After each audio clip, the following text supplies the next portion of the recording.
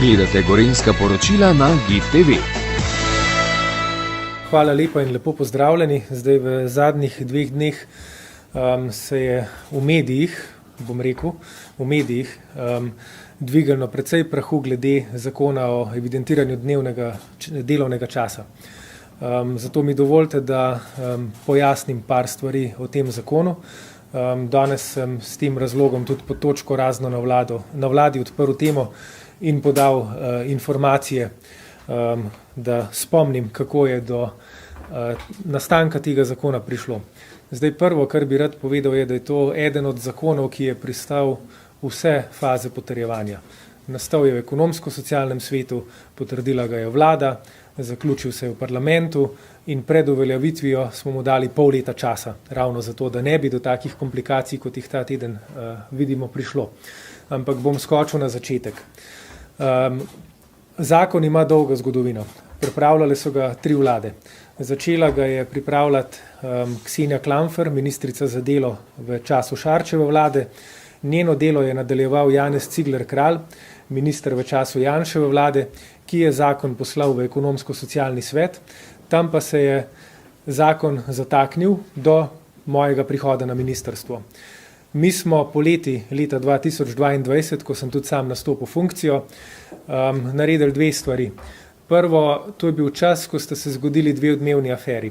Marine Blue in pa Autostop. Če spomnim, takrat smo zaradi tega odstavili glavnega inšpektorja za delo. Pri obeh aferah pa je šlo za izkoriščanje delavcev zaradi neplačevanja delovnih ur, zaradi grobih kršitev evidenc dela in bili so celo primeri, ko je nekdo imel zabeleženih po 40 zaporednih ur v svoji evidenci. V približno istem obdobju se je pojavila tudi novica, da je nek delavec nekje v nekem podizvajalcu ene od slovenskih trgovinskih mrež opravil 370 mesečnih ur, kar je seveda vse protipravno. Skratka, hočem povedati, potreba po tem zakonu izhaja iz dejstva, da je neplačevanje delovnega časa prva, temeljna in najpogostejša kršitev, ki jo inšpektorat zaznava na terenu, ko preverja, kako so ljudem kršene njihove pravice iz dela. Skratka, njihovega dela se ne plačuje, se ga ne beleži in se ne plačuje. Sindikati vam bodo znali povedati, da recimo v gradbenem sektorju nemalokrat obstajajo podjetja, ki vodijo 3 evidenco dela v beležki. Ena je narejena za delavca, druga je narejena za delodajalca, tretja je pa narejena za državne organe in za računovodstvo. Tako se krši ljudem delavske pravice in tako se jim ne plačuje ur. Tako da, poleti leta 2022, ko sta izbruhnili te 2 aferi, so socialni partnerji v ekonomsko-socialnem svetu zahtevali, da zakon o evidencah delovnega časa vzamemo v obravnavo, kjer je bil zataknen, mislim, da več kot 2 leti, ga uskladimo in pripeljemo do tega, da bo zakon sprejet. To sem kot minister za delo seveda tudi storil. Zakon smo do jeseni istega leta popravili, namreč v tisti verziji, ki je bila v ekonomsko-socialnem svetu, bi bilo marsikaj od tega, kar v medijih te dni slišimo, res. Zakon v tisti verziji, kot so jo moji predhodniki predali ekonomsko-socialnemu svetu, je predvideval neko centralno evidenco, elektronsko evidenco delovnega časa, kamor naj bi se vsi poslovni subjekti in vsa podjetja vpisovala in morala tam beležiti delovne ure. Jaz sem precenil, da je, in tukaj pa pride moj doprinos k temu zakonu, da je to absolutno pretirano in da mora biti zakon napisan tako, da z evidencami ščitimo pravice tistih delavcev, kjer imamo res problem z neplačevanjem delovnih ur.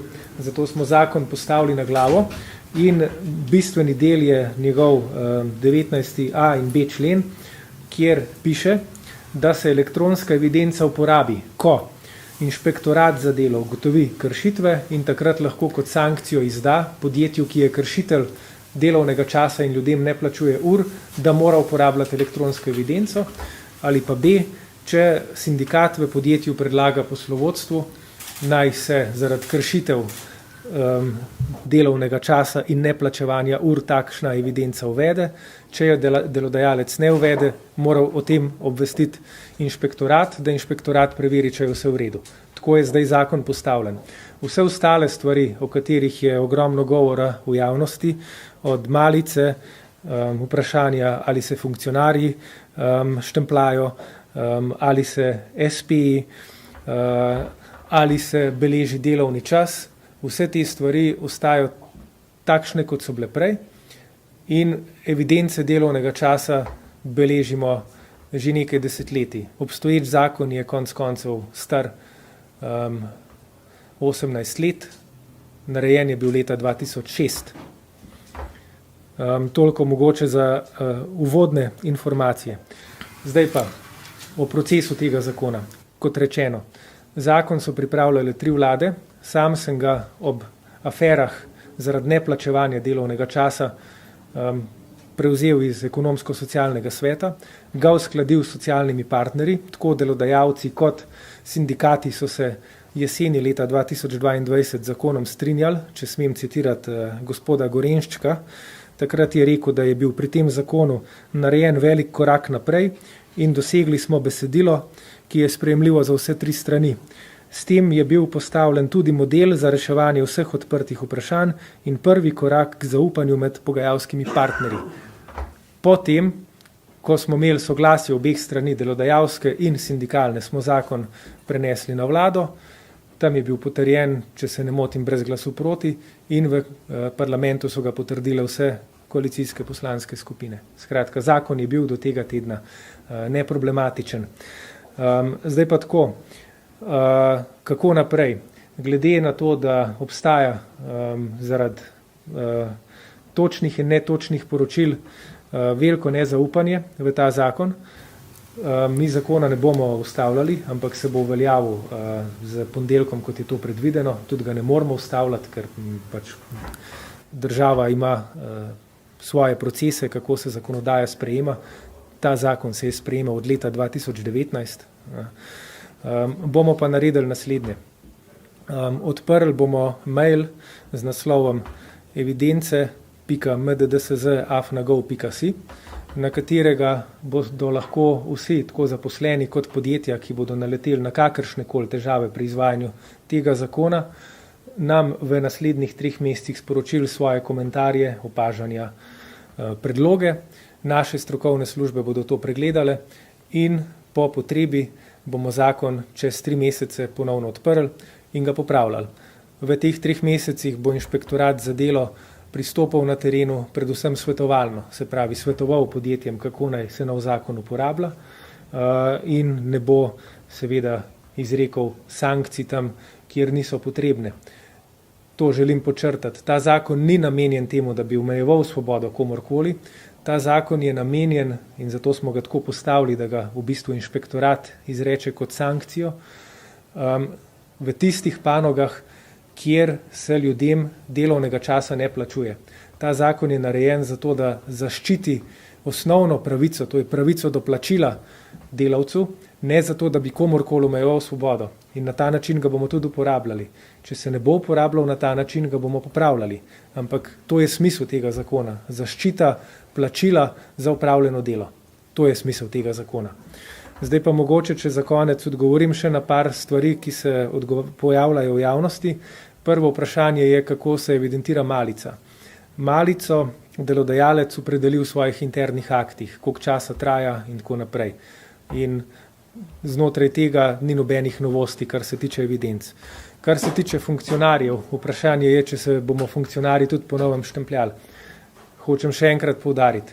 Funkcionarji se ne štempljajo, ker ta zakon ni namenjen temu, da bi komorkoli omejevali svobodo, ampak je namenjen temu, da ljudje dobijo plačilo za opravljeno delo. Funkcionarji dobivamo plačilo za opravljeno delo. To pri nas ni nikoli vprašanje. Potem vprašanje je, če se bodo morali štempljati SP-ji. Ne, če nimajo SP-ji zaposlenih, se ne štempljajo.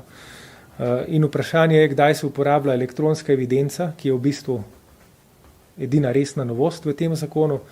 Elektronska evidenca se uporablja, kadar inšpektorat zazna kršitve v določenem podjetju, takrat lahko temu podjetju predpiše, da preide na elektronsko evidenco, ali pa, če sindikat oziroma kolektiv zaposlenih, ki je nezadovoljen zaradi neplačevanja svojih delovnih ur, to predlaga delodajalcu. V teh dveh primerih se elektronska evidenca uporablja. Toliko. Še enkrat pa podčrtavam, da seveda zato, da bomo zgradili zaupanje, bomo zakon uporabljali po smislu, ki je zaščita delavskih pravic, ne omejevanje svobode, in odprli bomo e-mail naslov, ga bom ponovil, evidence.mddsz@gov.si, na katerega lahko vsi v naslednjih 3 mesecih sporočite težave, ki jih imate z izvajanjem tega zakona. Naše strokovne službe bodo to pregledale in po 3 mesecih bomo presodili, ali je potrebno zakon popravljati. Še enkrat hvala, minister. Torej, kot smo slišali, bil je pogovor, ni bila točka, nič se ni odmrznilo, zamrznilo, zakon stopil v veljavo v ponedeljek. Vprašanja? Sandra Boršič, POP TV. Jaz imam nekaj vprašanj. Najprej me zanima, po katerem merilu ste določili te izjeme. Izjem je kar nekaj, če bi jih lahko našteli, za koga torej ne velja evidentiranje, zakaj take izjeme, a niso tudi druge službe precej specifične v Sloveniji? Mi nismo nobenih izjem določali. Če se pogovarjamo recimo o funkcionarjih, glede sodnikov, oni imajo pač svoj zakon, v katerem je opredeljeno, kako se pač njihov delovni čas odreja. Funkcionarji imamo svoj zakon, poslanci imajo svoj zakon. Tega nismo naredili mi, to je stara ureditev več desetletij. Kot rečeno, zakon o evidencah delovnega časa ni zakon, ki bi ga napisal Luka Mesec. To je zakon, ki je bil sprejet leta 2006. Novela, ki smo jo mi sprejeli, se je pripravljala od leta 2019 pod 3 ministri v 3 različnih vladah. Šarčevo, Janševo in zdajšnjo. Zakaj sem spadajo tudi visokošolski učitelji? Visokošolski učitelji so od nekdaj opredeljeni v svojem krovnem zakonu. Od nekdaj. In zakaj ostale izjeme, ki prav tako delajo po 12 ur, ne spadajo sem? Glejte, še enkrat, mi nismo predpisali evidenc. Evidence delovnega časa se v Sloveniji beležijo, odkar pomnimo. Nismo predpisali evidence. Evidence delovnega časa so stvar stara več desetletij. Narejene so bile zato, da se zaščiti 40-urni delovnik, da se plačuje ljudem nadure, da se določi, kdaj je odmor za malico in seveda za delodajalca na drugi strani, da kontrolira pač prihod in odhod na delo in da lahko preverja opravljeno delo zaposlenih. To je stvar, ki je stara, 100 let. Kar smo mi uvedli je, da če v podjetju prihaja do kršitev, lahko inšpektor podjetju odredi, da mora uporabljati elektronsko evidenco, zato da ne bodo ljudje delali po 370 ur ali pa da ne bo kdo delal po 40 ur zaporedoma, kar je bila zgodba v Marinblu, v Avtostopu in v vseh aferah, o katerih redno mediji poročate in se po terenu dogajajo. Iz terena se tudi poroča o temu, da gospodarstvo pravi, da je zakon neizvedljiv, nerealen, da to v praksi ne bo šlo. Tudi minister za gospodarstvo je včeraj povedal, da je nekako neživljenjski in da bo tudi spregovoril o tem, da bi se lahko ga kakorkoli spremenilo. Kako to komentirate? Jih slišite, da je to zakon neizvedljiv? Glejte, bom še enkrat ponovil. Zakon je nastal v ekonomsko-socialnem svetu. Najprej smo ga uskladili z socialnimi partnerji, torej z delodajalci, gospodarstvom in sindikati. Marjan Trobiš, Blaž Cvar, Mitja Gorenšček in drugi so z mano pred enim letom stali na tiskovni konferenci, kjer smo predstavili ta zakon. In če še enkrat citiram, kaj je takrat povedal Mitja Gorenšček, ki je imel isto funkcijo kot danes, direktor Gospodarske zbornice Slovenije, rekel je, da je bil narejen velik korak naprej in da smo dosegli besedilo, ki je sprejemljivo za vse 3 strani. To je tudi model za reševanje vseh ostalih odprtih vprašanj in prvi korak k zaupanju med pogajalskimi partnerji. To je bilo stališče gospodarstva pred enim letom. Vsi so povedali podobna stališča, lahko greste gledati tiskovno konferenco. Kar se kolega Matjaža Hana tiče, on je član vlade, ki je ta zakon potrdila soglasno. On je član stranke, ki je v parlamentu ta zakon potrdila. Vsi njihovi poslanci so glasovali za ta zakon. Pa ste glede današnjega dogovora vsi enotni v vladi, se vsi s tem strinjajo, se tudi strinja s tem minister Han? Vsi se s tem strinjamo. Ja, ena. Marko Valadžan, ena. Gospod minister Mesec, ali lahko pojasnite, kaj se bo zdaj zgodilo v ponedeljek z tem evidentiranjem delovnega časa? In če vas jaz prav razumem, novelacija zakona ni nujna, da se bo zgodila čez 3 mesece, ali je to se bo ali se ne bo, če lahko to pojasnite. Pa še ena stvar, Nova Slovenija naj bi danes vložila amandma na ta zakon, da se ta ukrep začasno odpravi, da se lahko zakon novelira, če lahko malo pokomentirate to. Zakon je bil sprejet pred pol leta. Ta zakon ni v državnem zboru. Zakon je bil sprejet pred pol leta. Tako da amandma na zakon, ki ga ni v državnem zboru, ni možen. Druga stvar, v ponedeljek se bo zakon začel izvajati in jaz sem ob sprejemu tega zakona povedal, to tudi lahko greste poiskati mojo izjavo, da bomo spremljali, kako se zakon izvaja in če se bo kjerkoli pokazala kakršnakoli neživljenjskost, bomo zakon popravljali. In tudi na voljo je telefonska številka, kamor se lahko obrnejo, da odpravimo že vnaprej predvidene neživljenjske teme pri tem zakonu. Še eno podvprašanje. Na naš mediju smo govorili tudi z strokovnjakinjo z področja delovnega prava, ki pravi dejansko, da je tolmačenje za funkcionarje majevo. Kako lahko zagotavljate, da ne bo pod drugim ministrom tolmačenje oziroma funkcioniranje inšpektorata drugačna? Zaradi tega, ker ni namen tega zakona omejevanje svobode ali pa sledenje zaposlenim. Namen tega zakona je v tistih podjetjih, kjer so ljudje izkoriščani in neplačani za svoje delo, za ure, ki jih opravijo, zagotoviti pošteno evidenco in zato pošteno plačilo njihovega dela. To je namen tega zakona. Hvala lepa, imamo pa še eno vprašanje, verjetno ni vezano na to temo, bomo pa dali priložnost Eleni Pečarič na Zoomu.